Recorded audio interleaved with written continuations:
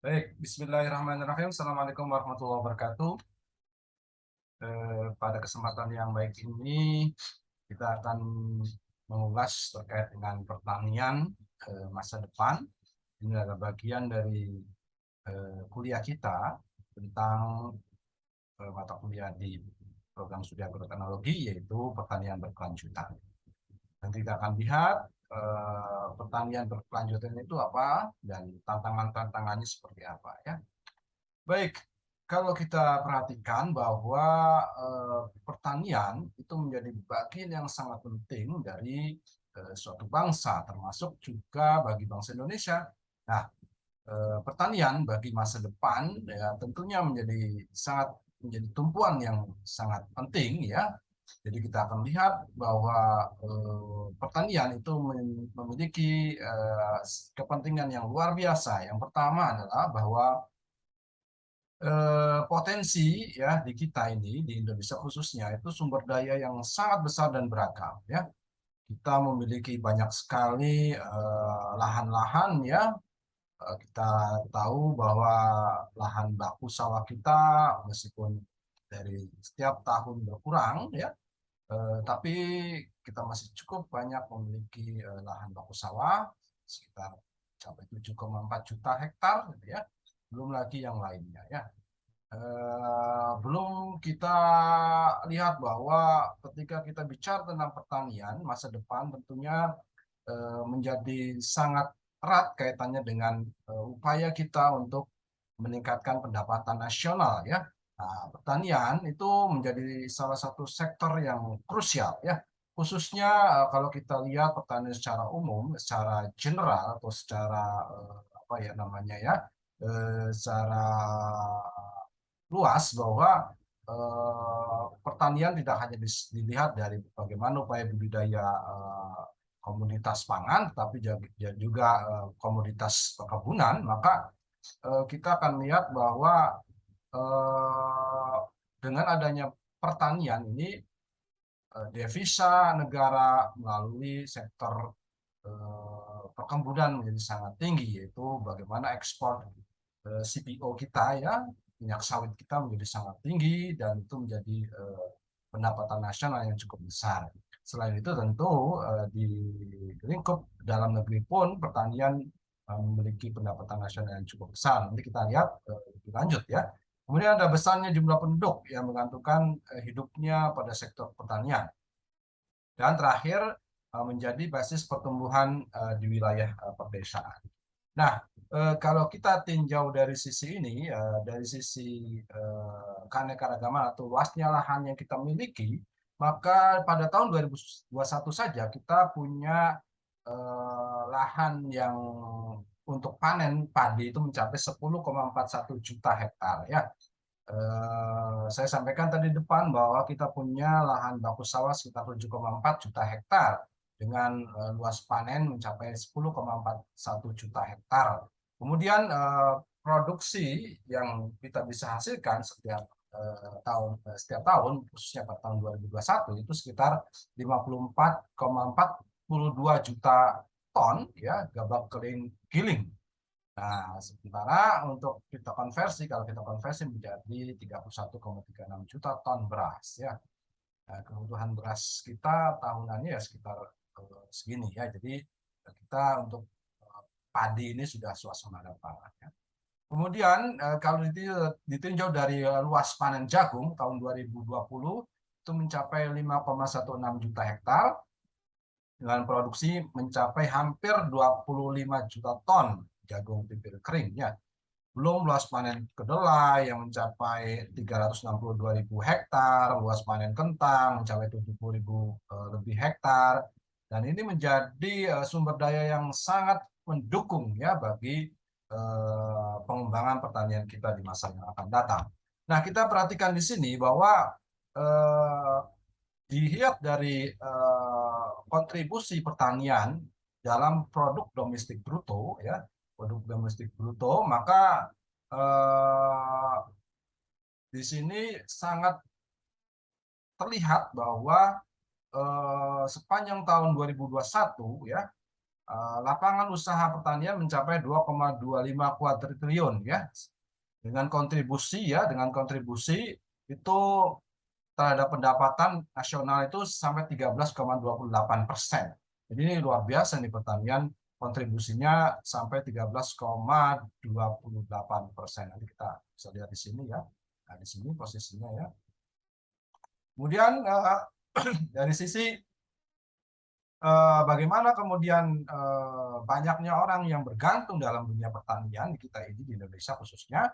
Nanti kita bisa di gambar ini kita bisa lihat, perhatikan bersama bahwa untuk periode tahun 2020 saja itu sekitar 38,23 juta atau sekitar 29,76% ya, masyarakat kita itu bekerja di bidang pertanian atau sektor pertanian. Jadi dari 128 juta angka kerja itu hampir 30%-nya ini dari atau bekerja di bidang pertanian. Dibanding perdagangan hanya 19%, kemudian industri pengolahan 13%, jadi pertanian jauh lebih besar. Oke, kemudian apa kemudian yang kita definisikan sebagai pertanian berkelanjutan ini ya? Nah, kalau pertanian berkelanjutan tentunya harapannya nanti di masa yang akan datang mendatangkan banyak sekali manfaat-manfaat ya. Nah, di sini ke depannya bangsa Indonesia, pertanian masa depan kita tentunya pertanian yang tidak hanya untuk saat ini tetapi juga untuk masa depan ya, untuk anak cucu kita ya. Terus berlanjut dan selamanya maksudnya. Jadi bagaimana pertanian tetap ada, bermanfaat, tidak menimbulkan masalah bagi semua bidang ya. Nah, multifungsi sistem pertanian masa depan kita paling tidak ada sekitar 8 ya. Kita perhatikan di sini bahwa fungsi dari sistem pertanian masa depan kita itu harus bisa mensejahterakan petani. Kenapa bisa mensejahterakan petani? Karena ketika kita bicara pertanian masa depan, yaitu pertanian yang berkelanjutan, maka produksi padi atau produksi pangan kita terus ada, dan tentunya itu akan menghasilkan nilai bagi petani, nilai ekonomi tentunya ya.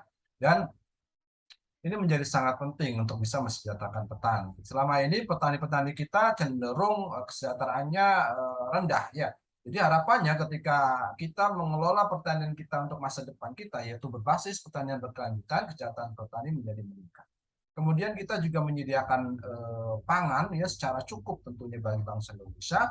Jadi kalau produktivitas tanaman itu bisa dipertahankan selamanya ya, paling tidak untuk anak cucu kita ya. Lalu kemudian bagaimana kita bisa menghasilkan produksi yang tinggi selalu, maka tentu penyediaan pangan untuk rakyat kita ya, penduduk kita yang berjumlahnya lebih dari 270 juta orang itu, jiwa itu tentunya akan bisa ya. Dan ini tentu target kita tahun 2045, kita bangsa kita punya mimpi, punya cita-cita menjadi lumbung pangan dunia, tidak hanya untuk Indonesia tentunya. Jadi harapannya mampu menyediakan pangan untuk bangsa kita, termasuk juga untuk orang lain atau bangsa lainnya. Kemudian fungsi lainnya untuk pertanian masa depan adalah wahana pemerataan pembangunan. Jadi kalau kita perhatikan untuk saat ini ya, pembangunan masih fokus kepada perkotaan ya. Diprediksi tahun 2030 70% penduduk dunia itu ada di perkotaan. Nah, kalau penduduk dunia sebagian besar adalah di perkotaan, bagaimana nasib pertanian kita di perdesaan? Karena basic pertanian kita kan ada di perdesaan, karena luas lahan itu banyaknya di perdesaan. Maka kemudian yang harus kita lakukan adalah bagaimana memeratakan pembangunan. Jadi kalau kita mulai bisa mengembangkan desa-desa itu untuk fokus ke pengembangan pertanian, apalagi nanti kita kembangkan smart farming atau pertanian presisi, di mana nanti kita pakai instrumen-instrumen yang otomatis ya, tidak perlu banyak sumber daya manusia untuk mengolah pertanian kita. Tentunya nanti akan muncul bagaimana kemudian masyarakat petani yang mengelola pertanian di desa itu merasakan bahwa kesejahteraan desa itu meningkat. Sehingga harapannya nanti arus urbanisasi dari desa ke kota itu menjadi menurun ya, dan penduduk muda kemudian bisa mengembangkan desa-desanya. Jadi pemerataan pembangunan bisa dilakukan dengan adanya pertanian masa depan. Kemudian merupakan pasar input bagi pengembangan agroindustri. Kita paham bersama agroindustri adalah bagaimana pertanian itu dikaitkannya dengan industri. Jadi ketika kita mengembangkan pertanian, khususnya pertanian masa depan, maka di situ banyak sekali terlibat ya. Misalkan adalah kalau kita bicara tentang input pertanian, bisa kita menggunakan pupuk, kita menggunakan pestisida. Nah, di situ kan ada industri, nilai industri, ada industri yang terlibat. Maka tentu dengan pertanian masa depan ada industri yang terus berkembang ya. Kita mengembangkan pertanian berkelanjutan untuk masa depan kita. Nah, karena pertanian berkembang, maka tentu industri yang mengikutnya akan juga berkembang ya. Nah, tentu ini menjadi perhatian kita bersama bahwa fungsi dari pertanian masa depan sangat banyak. Termasuk juga menghasilkan devisa. Seperti yang saya sebutkan di depan bahwa ketika kita bisa mengelola dengan baik pertanian kita, maka kita bisa berpotensi untuk ekspor ya pertanian kita. Sebagai contoh saya sampaikan tadi CPO ya, bahan mentah memang itu bidang perkebunan, tapi secara luas itu masuk ke pertanian. Itu 93% itu ekspor kita untuk non mineral ataupun di luar minyak itu dari devisa sumbernya dari ekspor dari pertanian kita, yaitu CPO ya.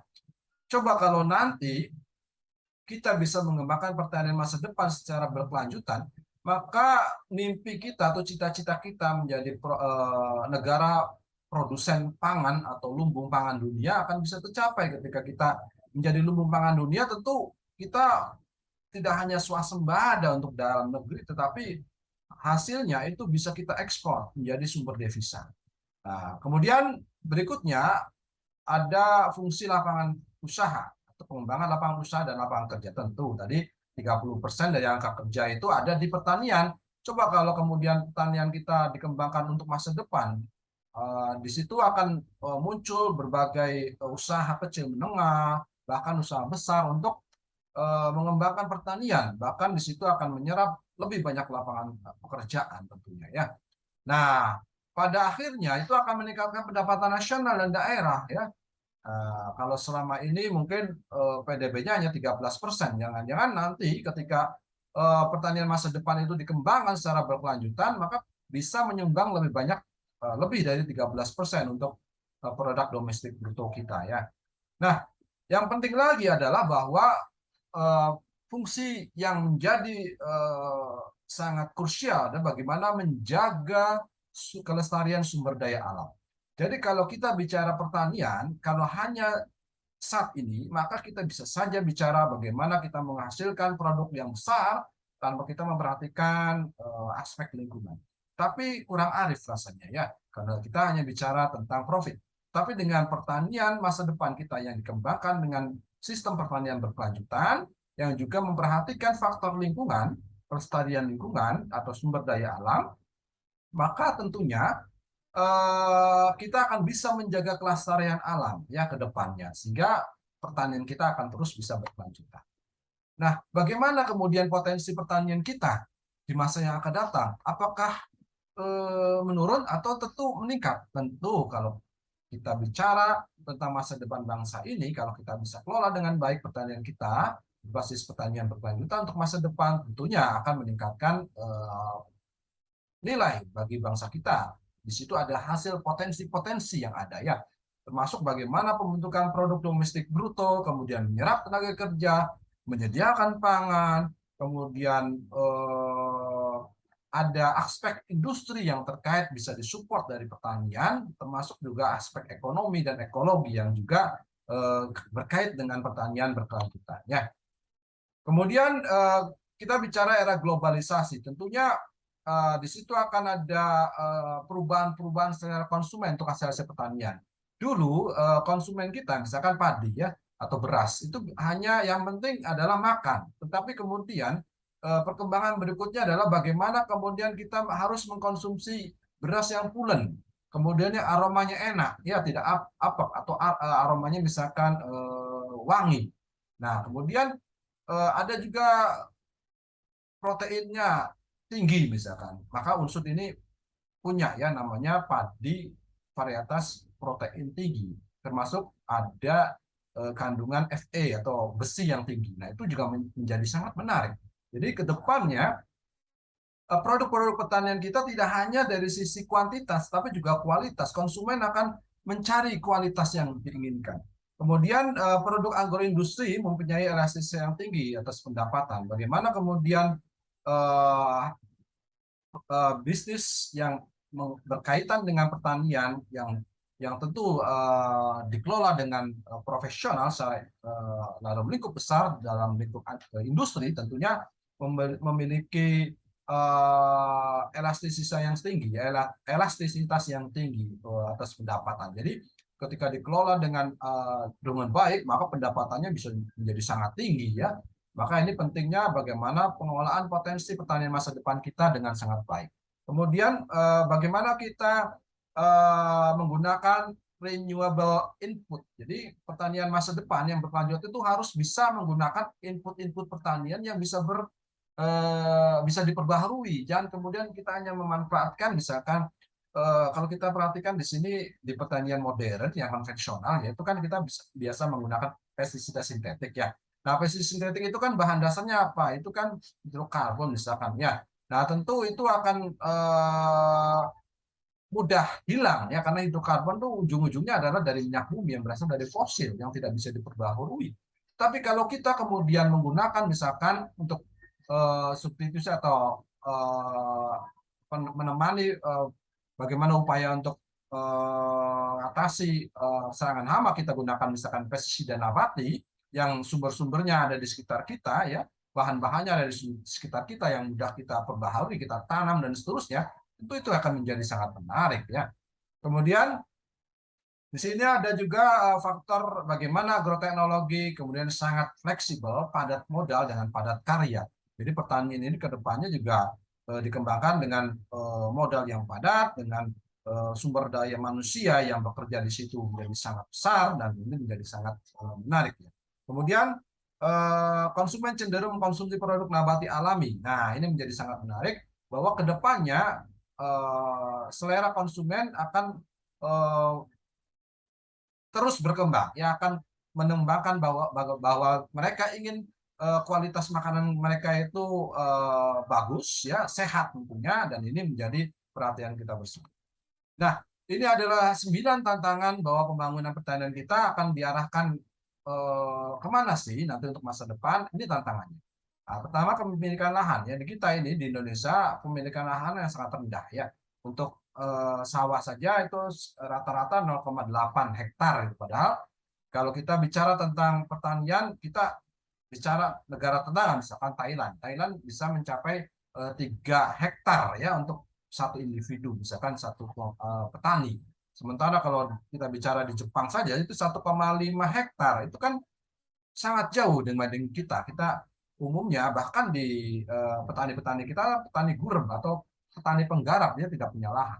Kemudian infrastruktur juga, infrastruktur pertanian kita itu banyak yang rusak ya, irigasi dan seterusnya itu banyak yang rusak. Maka kita perlu perbaiki dan kita tentu bisa optimalkan lebih lanjut. Termasuk juga modal. Petani kita sangat jarang memiliki modal yang kuat. Biasanya mereka sangat tergantung dengan modal kucuran modal misalkan dari tengkulak. Nah, tengkulak kan kemudian bisa apa namanya memaksa petani untuk menjual produknya kepada tengkulak kan dan harganya tentu seinginnya tengkulak petani tidak bisa mengelak karena mereka punya hutang misalkan. Maka harapannya tentu untuk tantangan pembangunan pertanian masa depan kita itu ada kepemilikan ada modal yang diberikan ya mungkin kredit yang tanpa agunan, kredit tanpa bunga dan seterusnya yang lunak gitu. Kemudian pemanfaatan informasi. seringkali informasi ini tidak sampai di petani ya. Jadi petani kadang-kala sulit untuk memasarkan produknya.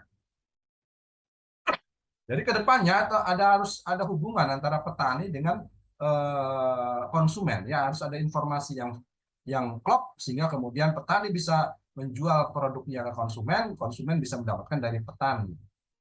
Kemudian pemanfaatan iptek ya, kedepannya iptek itu menjadi sangat krusial ya, menjadi sangat penting untuk diterapkan petani. Jadi misalkan kita contohnya ya, perkembangan iptek itu kan sekarang banyak sekali, sangat pesat ya, teknologi pertanian itu sangat pesat. Jadi kalau petani kemudian masih seperti saat ini, mereka masih mengedepankan bagaimana budidaya dengan sistem yang nenek moyang mereka lakukan, tentunya ini akan mengalami stagnan ya. Jadi ketika kedepannya ingin pertanian kita berkelanjutan untuk pertanian masa depan kita, iptek harus kita adopsi ya, harus kita adopsi iptek yang kemudian bisa mendukung pertanian kita.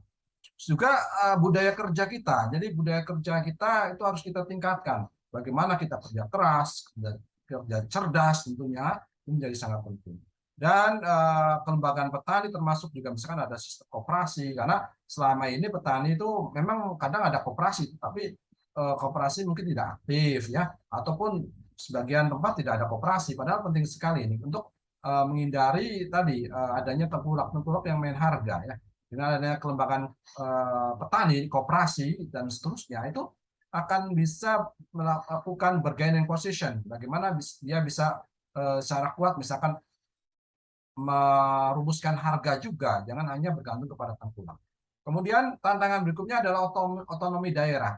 Nah, selama ini otonomi daerah, jadi bagaimana kepala-kepala daerah mengurusi daerahnya, itu tentu menjadi perhatian kita bersama untuk masa depan.